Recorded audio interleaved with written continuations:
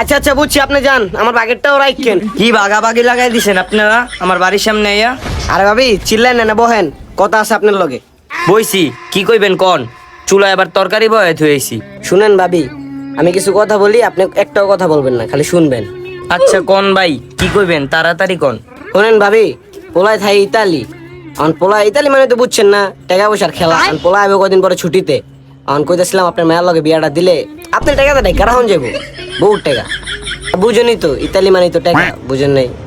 কি কও, পোলার এত টাকা? এই যে একটু পরে আইবো, টাকার ব্যাগ লইব, আপনি খালি দেখেন। তাইলে লইয়াইও পোলাটার আঙ্গ বাড়িতে। আপনার মাইয়াই কি আবার কোনো যায় ঝামেলা করবো নাকি? অন্য মানুষের সামনে যদি ইজ্জত মিজ্জত খায় দেয় তাহলে কিন্তু আবার হইব না। মাইয়ার লয়ে কোনো টেনশন কইরো না, মাইয়ার মা আমি যা কমু তাই হইব। আমার উপরে দিয়ে যদি মাইয়া কোনো কথা কয়, মাইয়ার না কবর দিয়ালামু। এটাই জানি হয়, তাহলে আমি ঘটক রেখে পোলার